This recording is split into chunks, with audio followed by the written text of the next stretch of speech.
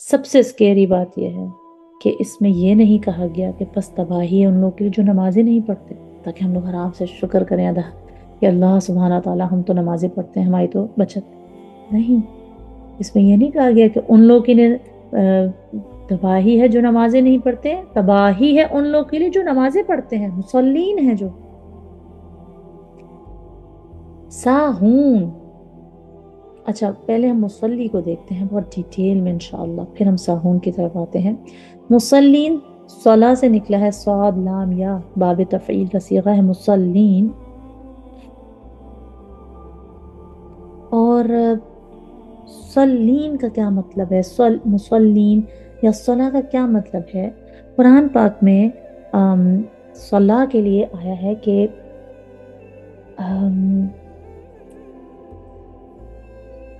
آگ میں جلنے کو صلا کہتے ہیں، صلین آگ میں جلنے کو صلا کہتے ہیں۔ تو اس سے نماز کا کیا تعلق؟ اگر آگ میں جلنے کو صلا کہا جاتا ہے تو اس سے نماز کا کیا تعلق؟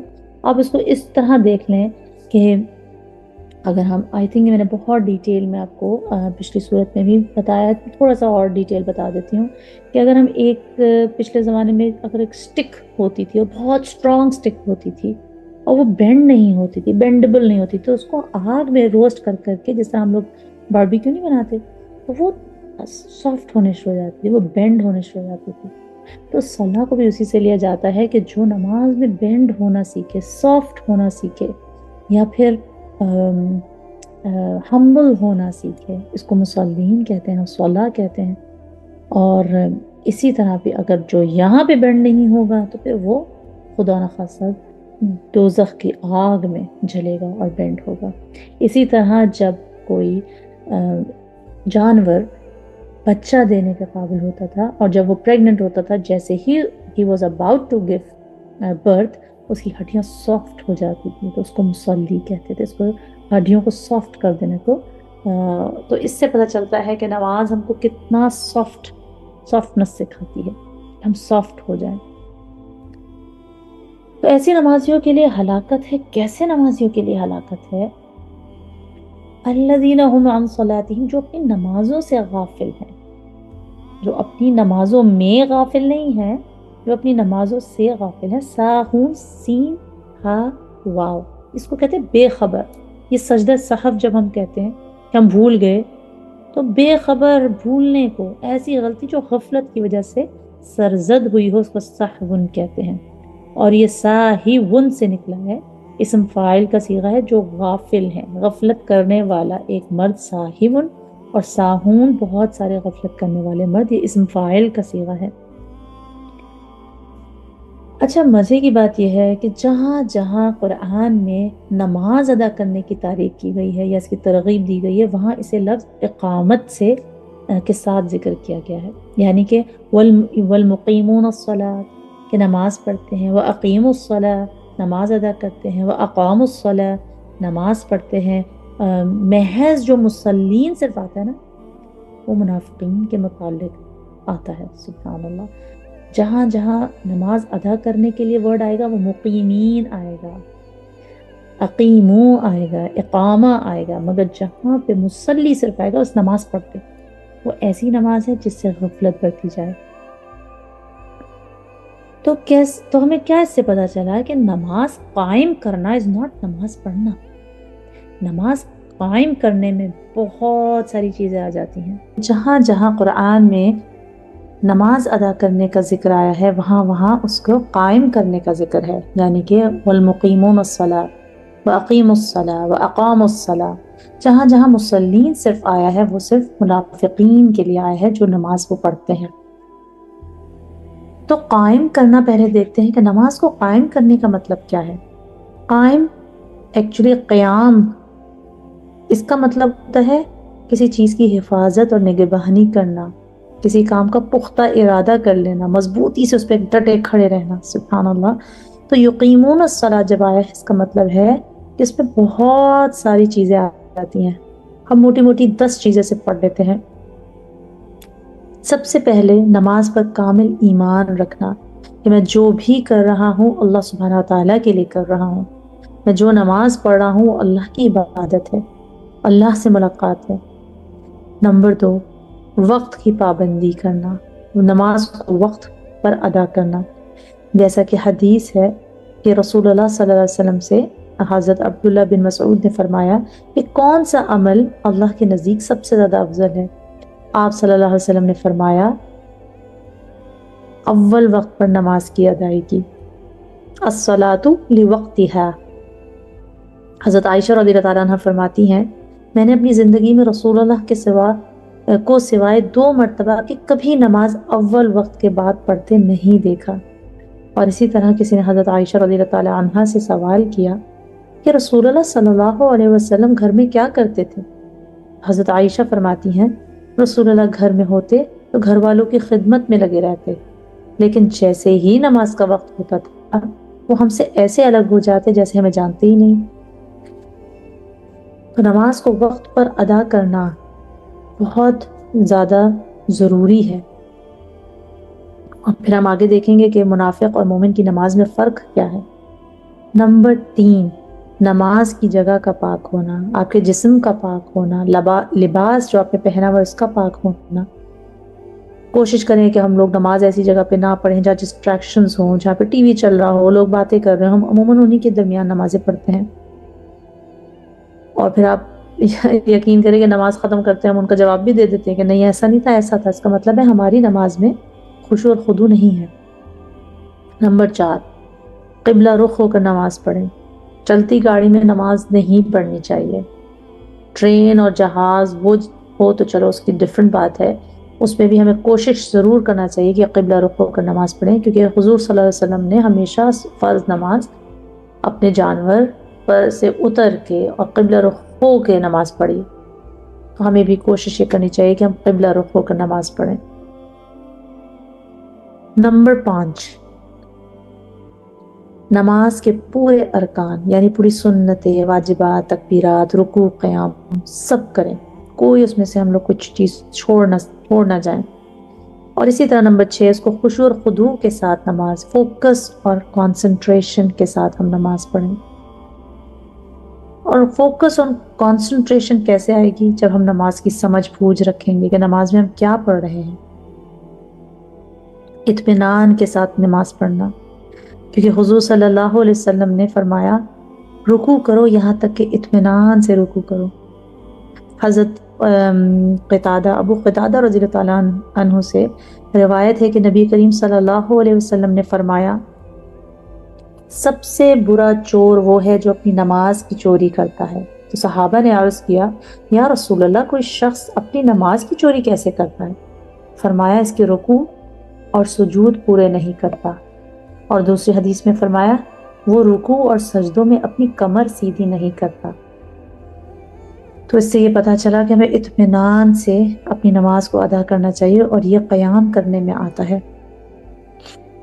آپ کو پتہ ہے کہ حضرت علی رضی اللہ تعالیٰ عنہ وضو کرتے وقت کانپتے تھے۔ صحابہ کرام نے ان سے پوچھا کہ آپ کانپتے کیوں ہیں؟ حضرت علی رضی اللہ تعالیٰ عنہ نے فرمایا میں اللہ سے ملاقات کرنے جا رہا ہوں، میں کس ہستی سے ہم کلام ہونے جا رہا ہوں تو میں کانپوں نا۔ سبحان اللہ۔ اللہ سبحانہ تعالیٰ نے فرمایا ہے قد افلح المؤمنون، ایک اور جگہ فرمایا سورہ المؤمنون میں الذین هم فی صلاتهم خاشعون والذین هم علی صلواتهم یحافظون، کہ قد افلح المؤمنون وہی لوگ فلاح پا گئے جنہوں نے اپنی نماز میں خشوع دکھایا اور جنہوں نے اپنی نماز کی حفاظت کی، اور یہ ساری چیزیں نماز کی حفاظت میں آتی ہیں۔ اس کے بعد ہم دیکھتے ہیں خشوع اور خضوع کے بعد نمبر 7، نماز کو ترتیل یعنی کہ ٹھہر ٹھہر کے پڑھنا، تجوید یعنی کہ خوبصورتی کے ساتھ ادا کرنا، کہاں رکنا ہے کہاں نہیں رکنا، اس چیز کو تجوید کہتے ہیں۔ خوبصورت بنانے کو جود یجود تجویدن، یہ بھی تفعیل باب تفعیل کا صیغہ ہے کہ اس کو تجوید کے ساتھ خوبصورتی بیوٹیفائی کر کے پڑھنا۔ نمبر 8، 5 وقت نماز کو اپنے اوپر فرض لازم کر لینا، یہ نہیں کبھی نماز پڑھ لی کبھی نہیں، کبھی ہمارے کام اس طرح آ گئے کہ ہم نماز نہ پڑھ سکے۔ اپنی نمازوں کو کام کے دوران نہ لائیں۔ اپنی نمازوں کو کام کے دوران بلکہ نہ لائیں، کام کو دو نمازوں کے اکارڈنگلی ایڈجسٹ کریں کہ میں فجر کے بعد یہاں جاؤں گی، میں عصر کے بعد یہ کروں گی، میں ظہر کے بعد یہ کروں گی۔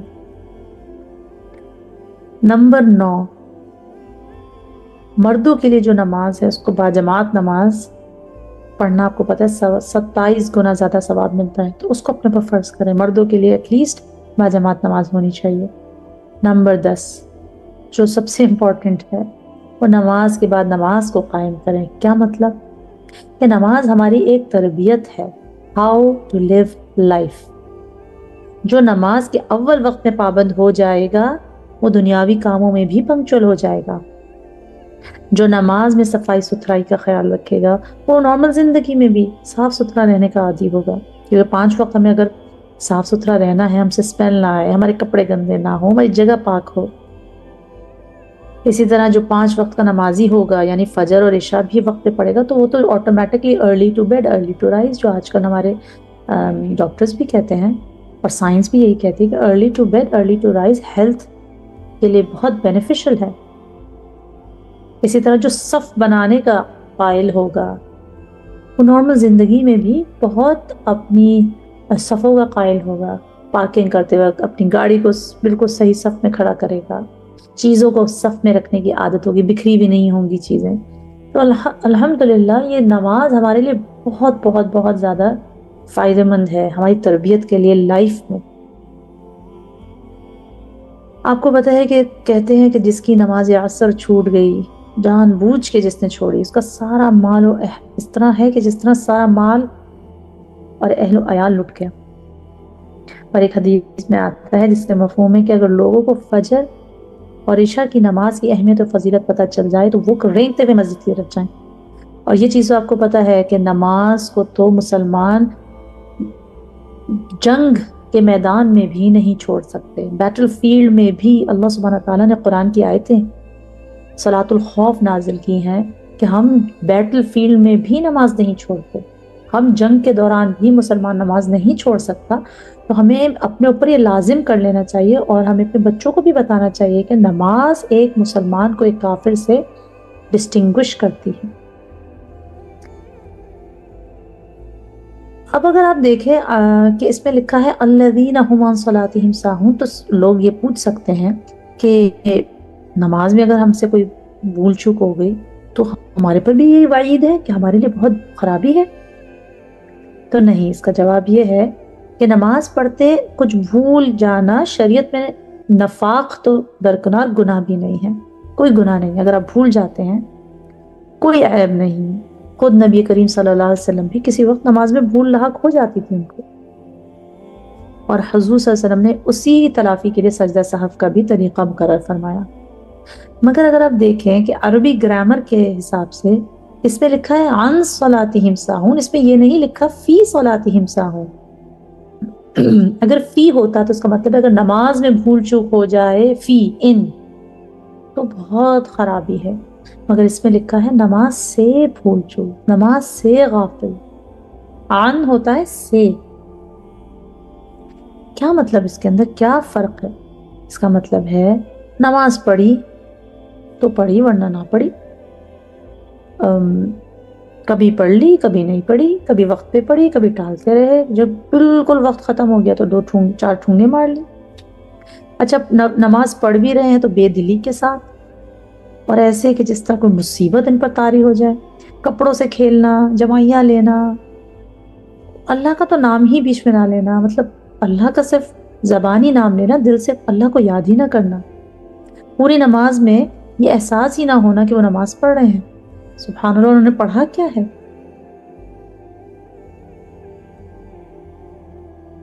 اسی طرح نہ قیام ٹھیک کرنا، نہ سجدہ صحیح کرنا، نہ رکوع، جلدی جلدی بس کسی طرح نماز ختم ہو جائے اور ہم فارغ ہوں اور ہم ٹی وی سٹارٹ کریں یا ہم کہیں چلے جائیں، جلدی جلدی فارغ ہونے کی کوشش کرنا۔ اچھا بہت سے لوگ تو ایسے ہیں کہ کسی جگہ پھنس گئے تو نماز پڑھ لی، یعنی کہ ایک پارٹی ہو رہی ہے سب پڑھ رہے ہیں، چلو اب تو آج ہم نے بھی نماز پڑھنی ہے۔ قرآن مجید میں منافقین کی اس کیفیت کو دوسری جگہ اللہ سبحانہ تعالیٰ نے یوں فرمایا ہے کہ وَلَا يَأْتُونَ الصَّلَاةَ وہ نماز کے لیے نہیں آتے، الا وہم کسالا، مگر کسمساتے ہوئے۔ سبحان اللہ، سورۃ توبہ کی آیت ہے یہ 54۔ رسول اللہ صلی اللہ علیہ وسلم نے فرمایا تلک صلاۃ المنافق، تلک صلاۃ المنافق، تلک صلاۃ المنافق، 3 دفعہ عرض کیا یہ منافق کی نماز ہے، یہ منافق کی نماز ہے، یہ منافق کی نماز ہے۔ عصر کے وقت بیٹھا سورج کو دیکھتا رہتا ہے، یہاں تک کہ جو وہ شیطان کے دونوں سینگوں کے درمیان پہنچ جاتا ہے، یعنی غروب کا وقت آ جاتا ہے، تو اٹھ کر جلدی جلدی 4 ٹھونگے مار لیتا ہے، جن میں اللہ کو بہت ہی کم یاد کرتا ہے۔ یہ بخاری اور مسلم اور مسند احمد کی روایت ہے۔ حضرت سعد بن ابی وقاص سے ان کے صاحبزادے مصعب بن سعد روایت کرتے ہیں کہ میں نے رسول اللہ صلی اللہ علیہ وسلم سے ان لوگوں کے بارے میں پوچھا جو نماز سے غفلت برتتے ہیں۔ آپ نے فرمایا کہ یہ وہ لوگ ہیں جو نماز کو اس کا وقت ٹال کر پڑھتے ہیں۔ تو ایک ہم لوگ گراف بناتے ہیں اور ایک جگہ یا پھر ایک ٹیبل بناتے ہیں، ایک جگہ مومن کی نماز لکھتے ہیں، ایک جگہ منافق کی نماز لکھتے ہیں، اور دیکھتے ہیں کہ مومن کی نماز اور منافق کی نماز میں کیا فرق ہے، اور ہم اپنا جائزہ لیتے ہیں کہ ہم مومن کی نماز پڑھتے ہیں یا منافق کی نماز۔ تو نمبر 1 مومن کی نماز میں وقت، مومن اول وقت میں نماز پڑھے گا، بلکہ وہ انتظار میں ہوتا ہے کہ کب دوسری اذان ہو۔ حضرت ابو ہریرہ رضی اللہ عنہ سے روایت ہے کہ رسول اللہ صلی اللہ علیہ وسلم نے فرمایا کہ فرشتے اس آدمی کے حق میں دعا کرتے رہتے ہیں جو نماز پڑھ کر اسی جگہ بیٹھا رہتے ہیں جہاں اس نے نماز پڑھی ہو، جب تک کہ وہ بے وضو نہ ہو جائے۔ سبحان اللہ، فرشتے کہتے ہیں کہ اے اللہ اس کی مغفرت فرما دے، اے اللہ اس پہ رحم فرما دے۔ تو ایک چیز تو ہمیں یہ پتہ چلی کہ ہم فوراً جیسا نماز پڑھ کر سلام پھیر کر اٹھ جاتے ہیں، ہمیں ایسا نہیں کرنا چاہیے۔ ہمیں اللہ کی تسبیح، تحمید اور ذکر میں مشغول رہنا چاہیے کچھ دیر کے لیے۔ اب ہم منافق کی نماز دیکھتے ہیں۔ تو حضرت انس سے روایت ہے کہ حضور صلی اللہ علیہ وسلم نے فرمایا وہی یہ منافق کی نماز ہے، یہ منافق کی نماز ہے، یہ منافق کی نماز ہے، جو ہم نے ابھی پیچھے حدیث دیکھی کہ وہ بس دیکھتا رہتا ہے، وقت ختم ہو ختم ہو ختم، جیسے ہی وقت ختم ہونے لگتا ہے وہ اٹھ کے 4 ٹھونگے مار لیتا ہے۔ اور وضو دیکھتے ہیں دونوں کے، ایک مومن اچھی طرح وضو کرتا ہے، ایک ایک اعضاء کو اچھی طرح، ایک ایک عضو کو اچھی طرح دھوتا ہے، اپنی ایڑیوں کو دوزخ کی آگ سے بچاتا ہے۔ حضور نے کیا فرمایا کہ اپنی ایڑیوں کو، ہیلز کو دوزخ کی آگ سے بچاؤ۔ اور پھر ہمیں پتا ہوتا ہے مومن کو کہ ہمارے جو چہرے ہیں یہ چمک رہے ہوں گے وضو کے نشانات سے، اور حضور صلی اللہ علیہ وسلم ہمیں اور اپنے امتیوں کو اسی طرح پہچانیں گے کہ ہمارے روشن چہرے ہوں گے، اور یہ ان وضو کے جو قطرے ہیں، پانی کے جو قطرے ہیں جو ہم نے 5 وقت جس سے وضو کیا ہے، وہ اس سے چمکیں گے، دمکیں گے۔ اس کے برعکس ایک منافق جلدی جلدی وضو کرتا ہے، نہ خلال کرتا ہے، نہ پوری طرح اپنے آزاد ہوتا ہے، بس جلدی جلدی نہ دعا پڑھتا ہے اس کے بعد کی۔ اور آپ کو پتا ہے وضو کے بعد کی دعا پڑھنے کی کتنی فضیلت ہے۔ پھر نمبر 3 اگر دیکھیں تو مومن کے دل میں اللہ کا خوف ہوتا ہے، اس کی نماز خشوع اور خضوع والی ہوتی ہے، وہ اللہ کے خوف میں، اللہ کی امید میں نماز پڑھتا ہے، اللہ کی محبت میں نماز پڑھتا ہے۔ منافق اللہ کا اس کو کوئی خوف ہی نہیں ہوتا، وہ صرف ایک ریچول کے طور پہ، ایک عادت سمجھ کے نماز پڑھتا ہے، جس طرح ہم اپنے بچوں کو کہتے ہیں نا جاؤ نماز پڑھو، بچے بس بے دلی کے ساتھ، یا ہم خود بھی کبھی کبھی ایک عادت کے طور پہ نماز پڑھتے ہیں۔ یہ منافق کی نماز میں آتی ہے جس میں اللہ سے کوئی ربط ہی نہ ہو۔ نمبر 4 نماز کی سمجھ، مومن کو نماز کی سمجھ ہوتی ہے جب وہ سبحانک اللہم و بحمدک پڑھتا ہے، اس کو پتہ ہے میں کیا کہہ رہا ہوں، جب وہ سبحان ربی العظیم پڑھتا ہے، جب سبحان ربی الاعلی پڑھتا ہے، جب سورہ فاتحہ پڑھتا ہے، اس کو ایک ایک چیز کی سمجھ آتی ہے۔ اور اسی طرح تو نماز ہمیں برائیوں سے روکتی ہے کیونکہ ہمیں سمجھ آ رہی ہوتی ہے کہ ہم کیا پڑھ رہے ہیں۔ whereas منافق وہ صرف رٹی رٹائی صورتیں یاد کر لی 1-2، بس اسی کو دہراتا رہتا ہے اور پتہ بھی نہیں کہ ہم کیا پڑھ رہے ہیں۔ حضرت ابن عباس رضی اللہ عنہ فرماتے ہیں کہ تھکے ماندے جسم کے ساتھ نماز پڑھنا یعنی بے دلی سے نماز پڑھنا مکروہ ہے۔ نمازی کو چاہیے کہ ذوق و شوق سے، راضی اور خوشی سے، پوری رغبت کے ساتھ اللہ کے سامنے کھڑا ہو اور دل میں یہ یقین ہو کہ اللہ مجھے سن رہا ہے۔